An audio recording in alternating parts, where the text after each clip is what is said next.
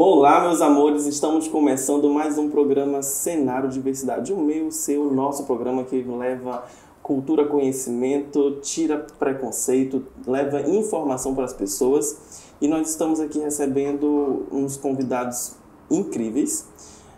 Vamos dar aqui o nosso boas-vindas mais uma vez para a Priscila. Olá, Priscila. Bom dia, boa tarde, boa noite para todo mundo que está assistindo.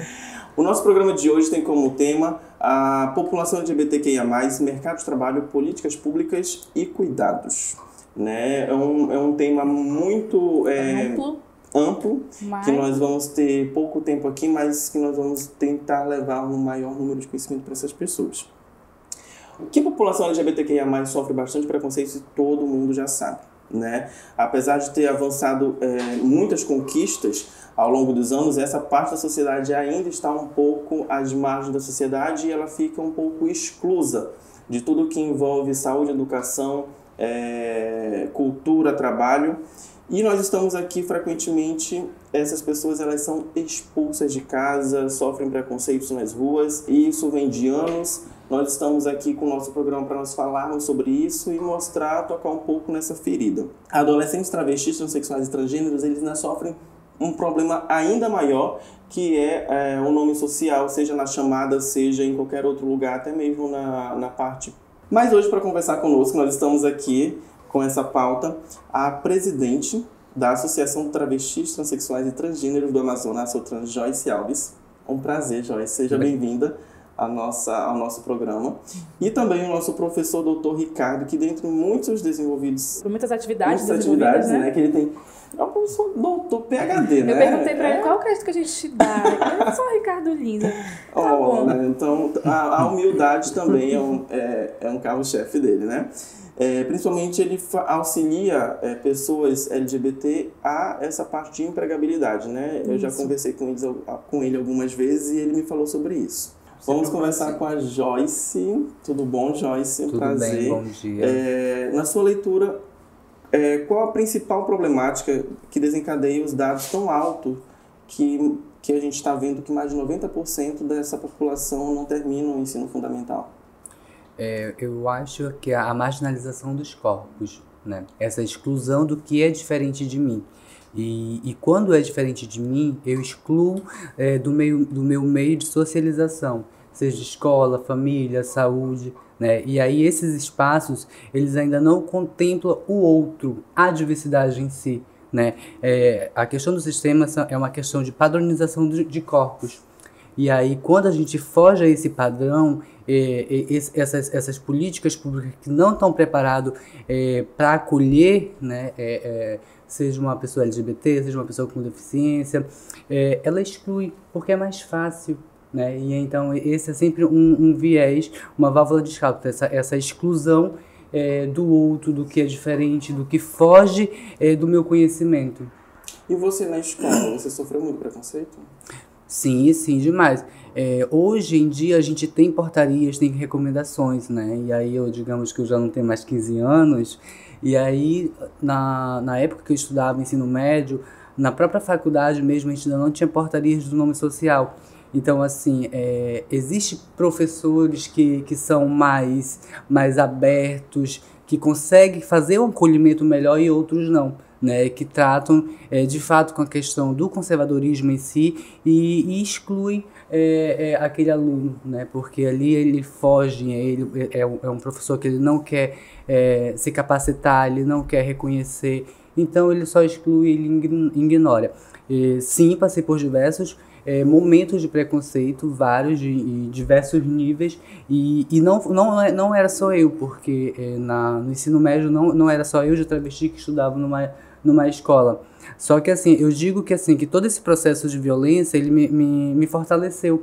Só que não é todo mundo que tem essa mesma mentalidade. Exatamente. Né? Que lidar com esse tipo de dor. Com esse desenvolvimento emocional mesmo. E aí tem pessoas que lidam de uma outra forma e findam se excluindo desse processo. Você falou, só para licença da palavra, você falou na faculdade, né? Uma coisa muito interessante, porque a gente está acostumado a falar no âmbito educacional de base. Mas ela lembrou também que tem o ensino superior, e nisso eu quero te inserir no assunto, Ricardo. Como tornar o ambiente educacional num ambiente acolhedor e inclusivo? Porque a gente está acostumado a falar, como eu disse, naquelas primeiras aulas, nas primeiras bases, para formar um cidadão futuro. Mas ela falou muito bem, quando se cresce, quando está na faculdade, que pensa que vai se livrar por ser pessoas maiores, um nível superior, às vezes o comportamento é pior. Então, como fazer com que esse ambiente educacional num todo seja mais acolhedor e mais inclusivo? Você, enquanto professor, qual é o seu olhar voltado para isso? Olha, eu vou te dizer que tudo parte, quando a gente fala de educação, da educação base, né? Da primeira instituição em que nós estamos inseridos, que é a família. Então, se a família não acolhe, o efeito dominó na vida dessa pessoa é devastadora. Se ela não tem o que a Joyce citou ainda agora, que são poucas pessoas que têm a inteligência emocional, o equilíbrio para, não é de se colocar assim, tipo, eu sou assim, quem quiser me aceite e dane-se. Não é assim que funciona, né? Mas não existe essa questão de que na universidade pública é de um jeito, na privada, na particular é outra. Universidade como um todo tem não quero usar o poder, não quero usar a palavra do poder, mas tem um diálogo, um discurso, né, Joyce? Sim. São poucos os profissionais que se buscam capacitação, né? A grande maioria ainda tem essa questão do conservadorismo. E aí eu vou abrir um parêntese, e eu sinto muito para quem está assistindo, e quem me conhece sabe que eu falo mesmo. É verdade. Quem é falso moralista vai receber a carapuça totalmente. Porque adianta você fazer um discurso dentro de sala de aula e a gente sabe que você está em aplicativos por aí, né? Então fica só essa deixa. Aí é a primeira que eu deixo. Mas eu vejo o seguinte, educação é sempre esclarecimento. Então, no meu caso, eu sempre, no primeiro dia de aula, a gente coloca as pedras no tabuleiro. Sim. Então, eu deixo sempre muito bem claro que a homotransfobia é ilícito, é conduta ilícita, é crime e não é justificativa para nenhum tipo de situação, né? Então, todas as minhas aulas, e graças a Deus os meus colegas de trabalho, né, o nosso colegiado, tem essa conduta de acolhimento, né, de respeitar. Eu tenho todo o cuidado de quando vou fazer a chamada, eu pergunto, independente, eu não vou a Joyce travesti. Quando for a Joyce, como você gostaria de ser chamada? Não. Do primeiro nome ao último, eu pergunto. Porque todos os alunos, para mim, têm a mesma capacidade, têm o mesmo direito, têm o acesso, todo mundo é igual. Você está entendendo? E eu digo sempre, quando eu estou dando aula, eu nem dou aula, eu recebo aula. Eu aprendo muito mais do que eu tenho que ensinar naquele dia. Você está entendendo?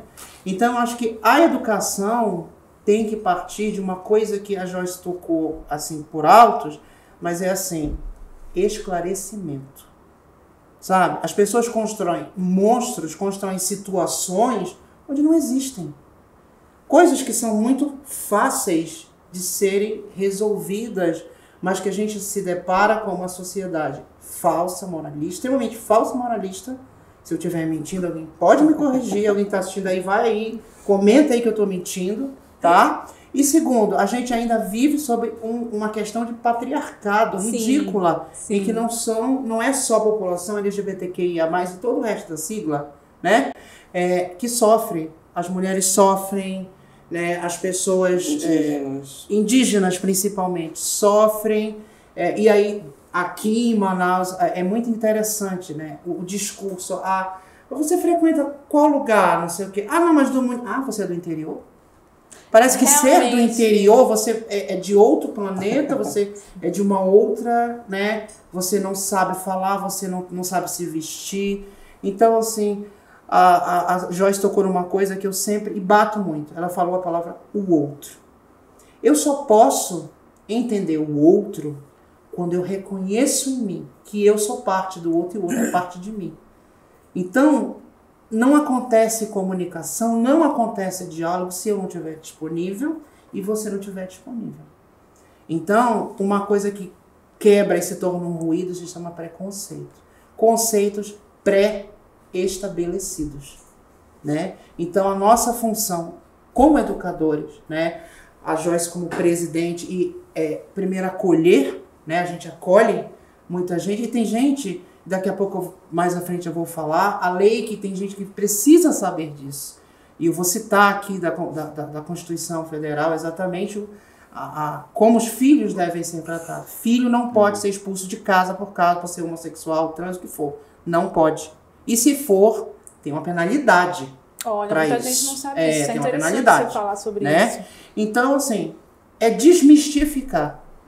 Desmistificar. Deixa que plataformas de streams, filmes, cinema, o que é da ficção, transformem uma coisa que é muito simples em estigma, em sei lá, o que queira. Mas nós temos que tratar. Água é água, café é café. Com açúcar, com adoçante, sem açúcar, é café. É café. Não interessa, vai morrer sendo café.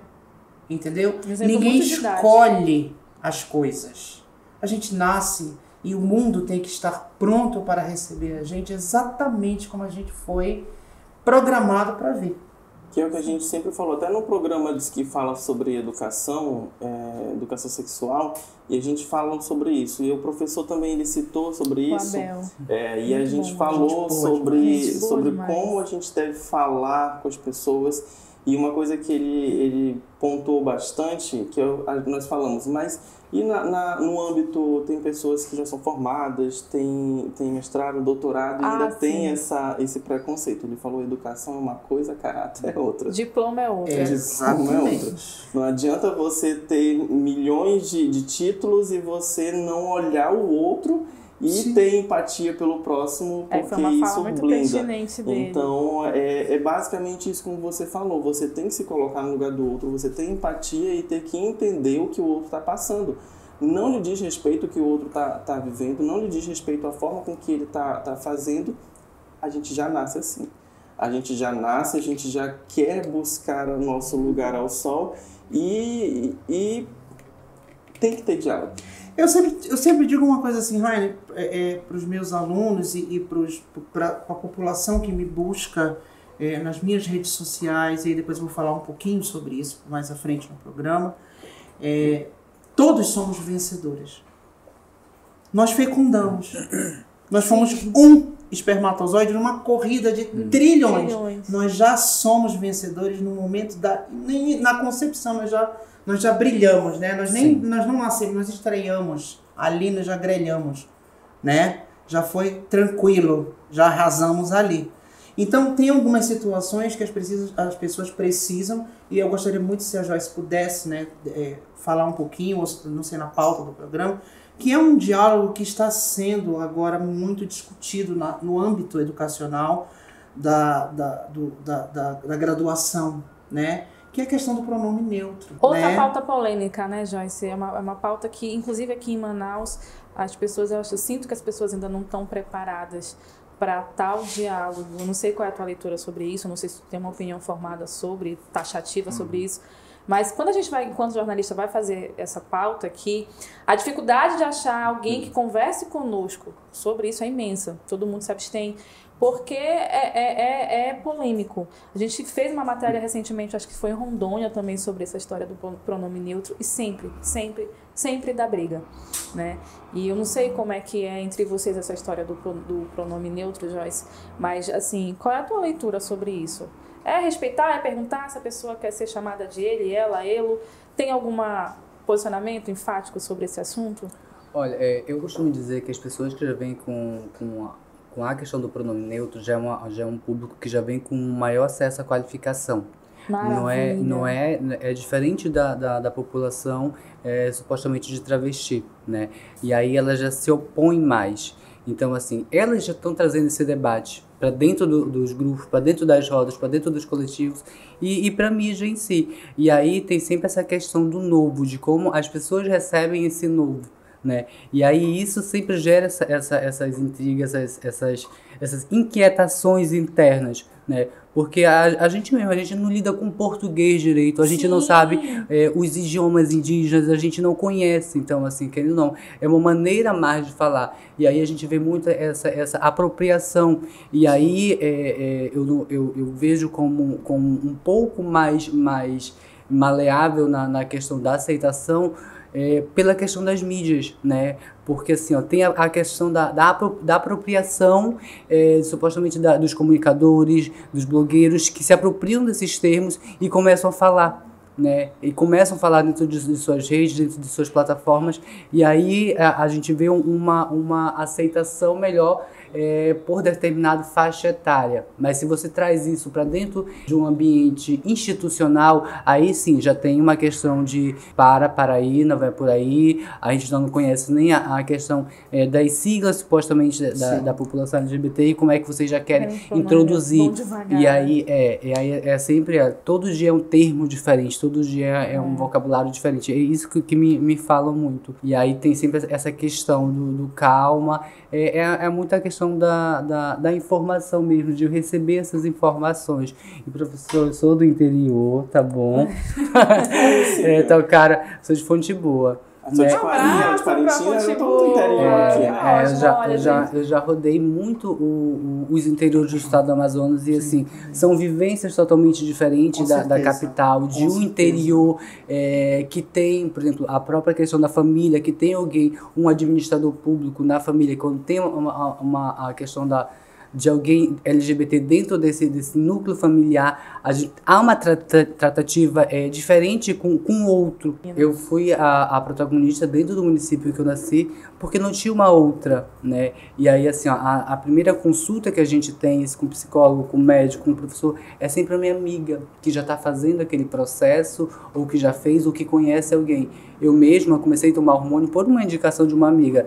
Você toma, na época, até ciclo 21, tu toma 2 por dia, entendeu? E olha isso, né? Ela mesma me receitou, eu já era aquilo que alguém, ela nem tomava, ela tinha uma amiga que ela conhecia que tomava, então são sempre essas socializações entre amigos, entre as pessoas que estão próximas, que ficam nos norteando desse primeiro processo. E aí, por exemplo, se você for falar a questão desses pronomes neutros nos municípios em si, na sua maioria não vão conhecer, né? É por isso que eu digo que já é um diálogo que já vem com o público que tem um pouco mais de acesso às informações em si. Tá certo. Olha, a gente vai para um comercial, mas fica aí que a gente volta já com muitas mais questões para você que está do outro lado.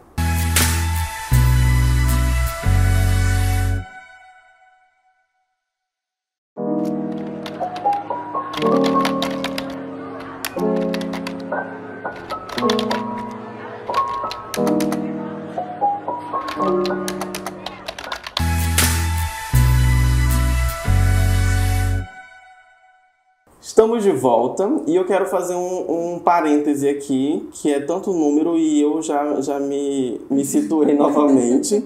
Eu quero dizer que eu citei no primeiro bloco onde 90% da população trans não concluiu o ensino médio, e não é isso, é mais de 90% da população trans, ela é empurrada para a prostituição na hora de garantir seu próprio sustento. Exatamente, então, a gente até fala sobre isso nos outros programas, que a gente fala ou ela vira para prostituição, ou é cabeleireiro, ou é maquiador, e se limita a essa questão, é isso? É verdade, mas olha, essa porcentagem que você falou, a parte da população do ensino médio também não fica muito abaixo. Inclusive, eu acho que chega a quase 80%. Sim. Tem também uma matéria recentemente que a gente fez com a Joyce, sim, no Dia Internacional da Mulher, falando sobre o mercado de trabalho voltado para as mulheres trans. E lá tem todas as porcentagens, inclusive se você quiser assistir novamente, pode assistir, porque a matéria é atemporal. E agora, se você me permite, Rainer, eu vou falar aqui alguns dados que são interessantes para dar continuidade aqui à nossa conversa.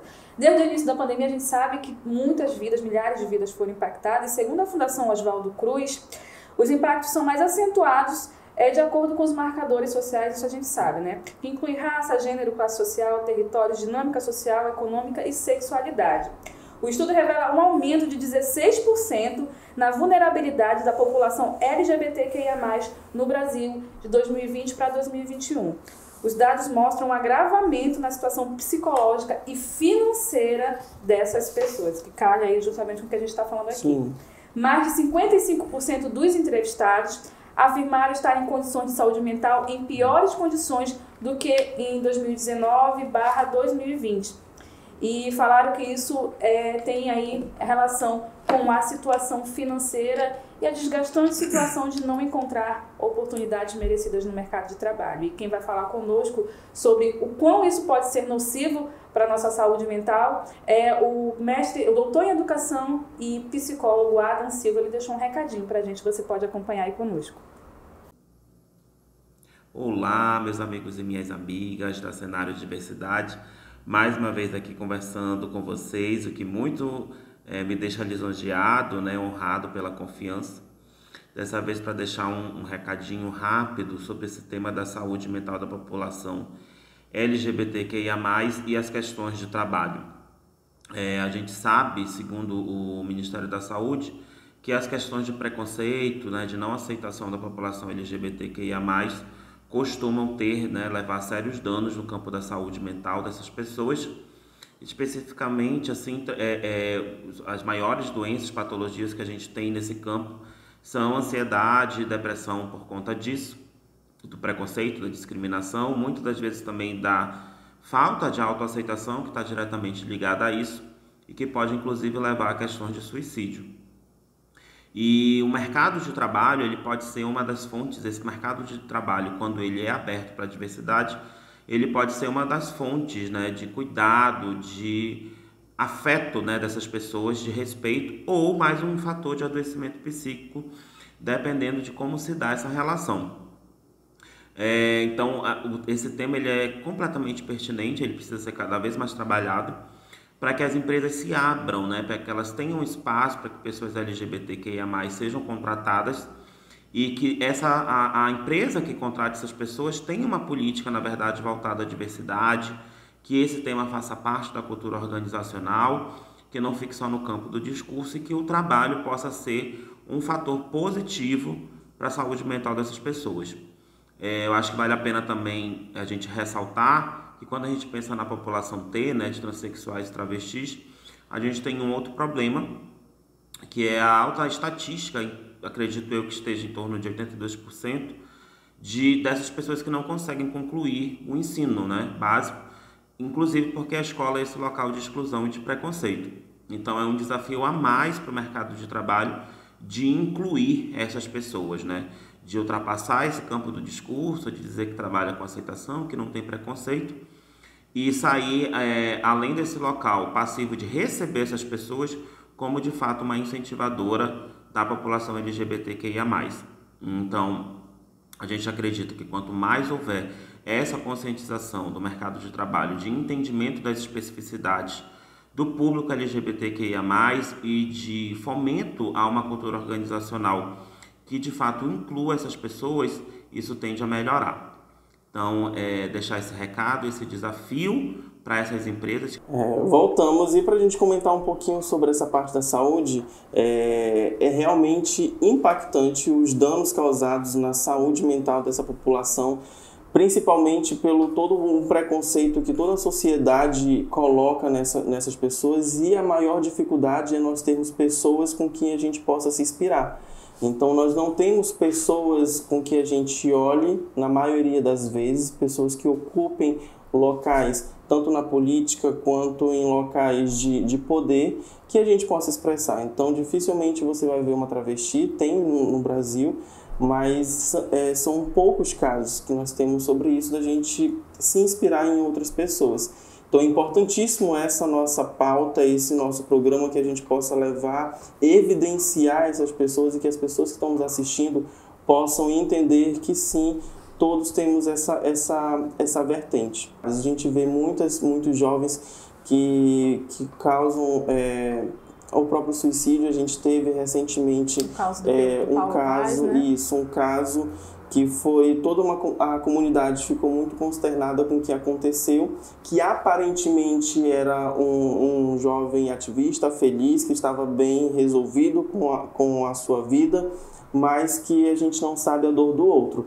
Então esses danos são muitas das vezes causados por conta de todo esse preconceito, como o professor falou. E com isso, eu estou falando aqui com o nosso professor, que a gente já se encontrou várias vezes, todas as vezes que a gente se encontra, a gente comenta sobre isso, desse meio. E eu queria perguntar do senhor, como é que o senhor faz esse seu trabalho dessa empregabilidade para as pessoas e como é essa acolhida, como é essa mentalidade, vocês utilizando a saúde mental dessas pessoas? Olha, eu vou fazer também um parênteses. Pode aqui, fazer, né, fica à vontade. A Joyce falou ali, né, algumas coisas e durante a fala do Adam, né, que ele é sensacional, que ele fala, ele é um achado, gente, ele é um achado. Ele é um achado. Eu sempre digo assim, os meus alunos, né, independente de onde eu estiver, porque eu acho que a pessoa que é empática, independente de cargo, título, nós somos seres humanos. Então nós temos que transitar por onde nós somos chamados e podemos estar presentes, né? Então eu sempre digo assim, eu não me considero A, B, C ou D. Eu sou um ser sexual. Porque eu preciso me conectar com a realidade das pessoas. E a gente, por exemplo, você falou do Pedro, né? Do Pedro Vaz, que aparentemente, né? E quem é da população LGBTQIA+, vive duas situações. Uma situação que é externa, explicitada, uma felicidade, uma coisa que todo mundo acha, é feliz e tal, é super bem resolvido, mas não sabe, né? E isso eu gosto muito de tocar nesse assunto. Você não pode julgar as pessoas. Você não sabe que tipo de batalha aquela pessoa está travando dentro dela. Verdade. Às vezes, um bom dia, um sorriso, um olhar é um gatilho de acolhimento para no final de uma aula, do encontro, a pessoa dizer assim, posso conversar com você? Como é que eu faço para falar contigo? Então, é esse gancho, né, que nos grupos de trabalho que eu gerencio, faço parte do gerenciamento, e aí eu sempre faço quase uma anamnese, né, porque nós recebemos muitos currículos, e eu faço não triagem, mas eu faço um pente fino em todos os currículos. Nossa. Primeiro, porque o currículo de 5 anos atrás não é realidade do que o mercado pede hoje. Verdade. Né? Então, eu moldo, digo, olha, gente, tem esse padrão que você se identificar, use. Manda de volta, eu corrijo até a gente chegar, ok, tá ok? Dispara, né? Mas olha, primeiro dado, de 2 anos que nós estamos gerenciando esses grupos, já temos um avanço, né? Em que muitas empresas, não vou citar nomes, mas abrem vagas para, e gosto disso, pessoas que queiram trabalhar. Aí o Rainer falou assim, doutora, não sei o que, avançou, elas avançaram, mas elas avançaram de uma forma, foi quase um desaforo o que elas fizeram fizeram, né, e agora estão dando continuidade com a sociedade, né, porque elas foram contra todo um sistema, elas fizeram o contrafluxo do processo. Sim. Né? Então, dentro do nosso grupo, quando eu pego os currículos e eu já começo ali ver, né, eu já chamo em particular a pessoa e converso com a pessoa. E eu acho que é muito interessante e começar logo desmistificando, né? Público LGBTQIA+, principalmente a turma trans. Eu não sei porque a gente tem esse link muito forte, né? Com os trans, eu tenho com a galera trans. Não nasceu para prostituição apenas, e isso é assim, é o último recurso, eu acho, entendeu? Não nasceu para viver de fazer unha de cabeleireiro, tem que estudar, tem o direito de fazer um mestrado, fazer um doutorado, estudar outra língua, morar fora, buscar coisas diferentes, ter o seu carro, ter direito à sua casa, ter a dignidade que todo mundo tem, entendeu? É a primeira coisa. Então, quando eu vou trabalhar com esse nicho específico, eu gosto de ter conversa franca com a pessoa. Eu pergunto sempre da pessoa, o que você gosta de fazer? Porque muitas vezes as pessoas, elas querem trabalhar, todo mundo quer trabalhar, mas ela não está dentro do perfil ou vai trabalhar porque ela vai pelo dinheiro. Se você vai trabalhar pelo dinheiro, você não trabalha, você vai cumprir um horário. Você não faz bem feito, você não faz com qualidade. E aí tem todos esses detalhes que eu preciso abordar com as pessoas, né? Então eu sempre gosto de saber o que você gosta de fazer. Tá, mas quando as pessoas te procuram, elas te procuram por quê? O que você faz de tão interessante que faz com essas pessoas te procurem? Qual é a faixa etária dessas pessoas? Olha, hoje eu recebo no grupo uma faixa etária mais ou menos que a maioria das vagas, né, tirando, e infelizmente eu gostaria muito que quem estivesse assistindo, que fosse gestor, abrisse essa oportunidade do primeiro emprego, do jovem aprendiz também para a comunidade LGBTQIA+, precisa. Quer trabalhar, precisa. E assim, olha, tem vaga de emprego, mas precisa de experiência. Tá, mas cadê a experiência? Como é que eu vou ter experiência se ninguém me dá a oportunidade de ter experiência? É um loop infinito. É uma coisa infernal isso. Um dos pontos que é interessante a gente citar, que o senhor falou, é o que você gosta de fazer. E a gente linka com a falta de oportunidade, porque a gente aqui não está discriminando quem faz a parte da estética, quem faz... É só para tirar desse estigma que a gente nasceu para aquilo, nasceu para aquilo, né? Sim. É só isso. É quem ampliar faz muito bem feito e toda essa parte da beleza, mas é a falta de oportunidade nos outros âmbitos que a gente está falando. Nos outros segmentos que as pessoas não conseguem ser inseridas nesse mercado. E que acabam também, por favor, não entenda que eu estou discriminando. Eu falei de uma forma com discriminação. É só para a gente realmente quebrar esse paradigma, essa coisa ridícula. Essa desculpa, falta de oportunidade, na verdade. Porque que a sociedade coloca pra gente, tipo assim, é isso e se não for você tá neutralizado. Você também desenvolve um outro trabalho, que inclusive você deixou para estar aqui conosco hoje, muito obrigada. Me conta mais como é que é esse teu trabalho, onde é que você trabalha, que também tem você também recebe essas pessoas e orienta, né? Sim. Eu tô lotada na gerência LGBT, gerência que fica dentro da SEMASC, né, Secretaria de Assistência Social, Mulher e Direitos Humanos. E lá também a gente também trabalha essa questão da empregabilidade.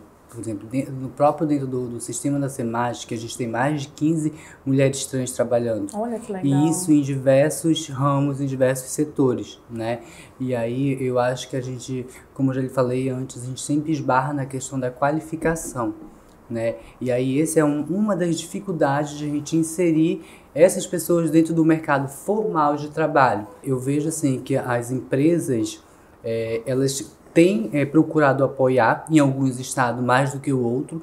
Um exemplo disso é que tem empresas que empregam muito pessoas LGBTs em São Paulo e a mesma empresa aqui no Amazonas não consegue empregar da mesma forma, sendo que a empresa tem uma política interna que deveria ser seguida, né? E aí, assim, as vagas têm surgido, aí, só que, assim, eu sempre foco na questão da preparação, da qualificação dessas pessoas. Hoje a gente consegue ver pessoas trans dentro desses mercados, por exemplo, se você for lá no meu âmbito de trabalho, a partir do momento que você entra no departamento, você já vai ver travestis e gays, e todas assim, produzidas com essa liberdade de expressar a sua identidade. Maravilha. Né? E aí a gente trabalha muito essa questão. Claro, tem os preconceitos institucionais, muito, em todos os ramos. E aí a gente lida muito isso no dia a dia com esse entrave, né? Que é essa luta de permanecer, porque nossos corpos, eles são políticos. Ter uma travesti no espaço deste é desafiador, né? Porque assim, assim como tem pessoas que apoiam, também tem pessoas que tiram pedras, né? E aí como você vai lidar com tudo isso. Dentro da Sotran, a gente também tem recebido oportunidades de trabalho, as pessoas entram muito em contato com a gente, empresas dizem, não, tem uma vaga. E a gente fica tão feliz quando a pessoa dá um retorno e diz, nossa, eu consegui, né? Eu consegui. Não. Cara, é uma coisa tão simples que não enches de orgulho de uma forma assim, dizer, nossa, mais uma conseguiu. E aí sempre penso que mais uma, ainda é uma, né? No meio de uma grande população que a gente tem, né? E aí sim, o mercado está desafiador, muito desafiador. Tem preconceito? Demais. Muitas vezes a gente tem que engolir sapos para permanecer naqueles espaços, né? E aí é como eu coloco sempre, que na sua grande população, elas não se reconhecem enquanto trabalhadora. Mesmo quando realizam trabalhos autônomos, elas não se reconhecem. Porque se você for perguntar, você trabalha, ela vai dizer, a primeira resposta ela vai dizer que não. Porque a gente não se reconhece nesse processo de trabalho, né? E aí isso é algo que é distante de mim, né? E aí, infelizmente, ainda são casos muito pontuais de acesso ao mercado de trabalho em si, mas assim, o mercado ele tem abrido as portas, porém a gente tem são várias pontas que a gente precisa ir amarrando para de fato a gente inserir essa travesti, esse homem trans de uma forma digna dentro do mercado de trabalho. Não tem porquê eu ter o conhecimento e não passar adiante. Então eu não cobro para fazer isso. Não cobro para receber ninguém, para currículo. Então, quem quiser entrar em contato, tá aparecendo aí embaixo aí, né? Entre em contato. Com e aí, Instagram aqui da Cenário, isso. ou com o meu número de telefone, 99448-8279. Vai ficar aqui que eu repasso as demandas para o Ricardo, me comprometo. Ela responde, gente. Tá, eu respondo sim. Sim, e aí eu incluo a turma no grupo, né? E depois, quando eu incluir, vai aparecer, você me chama em particular, se você quiser. Ou depois, quando eu perceber, eu já chamo você. E aí vou ver quais são as pontas que a gente precisa amarrar, né? Para que você tenha pelo menos, como a Joyce colocou ali, não é estar tanto de igual para igual, mas tá ao ponto de dizer, não, eu tenho condição, eu vou tentar, eu quero tentar, as sim. mesmas oportunidades, Sim. que é isso que a gente sempre fala. Enfim, para finalizar, a gente vai finalizar. Você não vai passar batido, você não vai escapar. Me conta como é que tá a Sotran hoje e qual a importância da Sotran para o estado do Amazonas, que é um veículo de comunicação que dá voz e vez à comunidade ter aqui no nosso estado. Me conta como é que ela tá, se ela tá parada, se ela tá com atividades, o que tá precisando hoje, há quanto tempo ela existe, só pra gente finalizar aí com chave de ouro, dona Joyce. Olha, eu costumo dizer que a gente é igual um ator, um cantor, um artista, que a gente nunca tá parado, sempre tem projetos acontecendo ou para acontecer. Né? Tá? E aí a associação ela é muito nova, a associação tem 5 anos, um ano é antecessor ao ambulatório. E aí a gente acompanhou todo esse processo. E como foi fundada a associação? Foi a partir do encontro regional de travestis transexuais da região do Norte, e aí que juntaram pessoas, né? Eu não conhecia nenhuma das meninas, e aí a gente se conheceu e se formou uma amizade, e a gente viu que tinha necessidade de falarmos por nós, né? A gente tinha muitas pessoas gays, lésbicas, que eram protagonistas, que estavam à frente desses processos, e a gente não via nenhuma mulher trans, né? De fato, discutindo política dentro desses espaços. E aí a gente fundamos 4 pessoas e uma garrafa de café. A garrafa de café existe até hoje. Que legal! E aí foram agregando pessoas, né? As pessoas foram se reconhecendo nesse processo. Eu falo assim que é uma das principais instituições que trabalha a questão da travesti, da própria população LGBT dentro do estado do Amazonas, né? Porque é fim de que a gente se torna referência para diversas coisas que acontecem. A gente mesmo já fez um mutirão de retificação de nome e gênero, né? A gente trabalha essa questão do mercado de trabalho em parcerias. A gente já, ano passado, a gente fez, parceria com a gerência, a gente fez uma turma de travesti ali no Senai, que tinha esses cursos de relações interpessoais, tinha outros cursos, e dali mesmo a gente já encaminhou para o Cine para cadastrar, para jogar para o mercado de trabalho, porque a gente sabe que a geração de renda, ela rompe barreiras quando se trata da questão do preconceito. Quem quer, não precisa ser da comunidade T, mas pode ser um aliado. Quem quer ajudar a Sotran, quem quer acompanhar, ajudar de alguma forma, como proceder? Tem esse espaço? Vocês recebem essa pessoa? Vocês acolhem? Ou vocês são mais, não, a gente já está tudo estruturadinho aqui, se a gente precisar, a gente avisa. Porque tem pessoas que são mais resistentes a receber ajuda. Mas vi a Sotran, gostei, não sou da comunidade T, mas sou aliada, quero ajudar. Como faço? Como devo fazer? O que eu posso oferecer Praça ou trampo? Ai, mano, vem pra luta. Maravilha. É assim, a gente diz que não somos eternos, né? E se você for parar para olhar, não é a Joyce que está à frente, não é a Joyce que está à frente dos espaços, porque quando tem alguma coisa, a gente sempre procura desmembrar o máximo possível. Por exemplo, não, eu fui essa vez, a próxima é você. Para que essas pessoas tenham esse empoderamento também de falar e de se mostrar. Então é isso, vamos encerrar o programa de hoje. Eu agradeço a sua participação, a sua audiência conosco. Obrigada aos convidados. A gente sabe que o assunto é extenso, mas a gente tem que respeitar um limite aqui de tempo. Lembrando que você pode acessar os outros programas Cenário Diversidade em Podcast aqui no nosso canal no YouTube. Tem entrevista com Joyce, também tem participação do Ricardo nas nossas matérias autorais no site. E eu agradeço a sua audiência aqui conosco. É isso, Rainer. É isso aí. Muito obrigado pela sua audiência, nos prestigiando nesse momento, em qualquer lugar que vocês estejam. E é isso. Nosso programa Cenário de Diversidade é para nós falarmos sobre a diversidade, sobre a equidade, que todos somos iguais na sua particularidade, na sua diversidade. Nós queremos levar informação, conhecimento para que vocês saiam dessa ignorância e que vocês consigam compreender a importância de uma sociedade plural e que realmente a gente tem voz, tem vez e a gente está aqui para levar isso para toda a sociedade.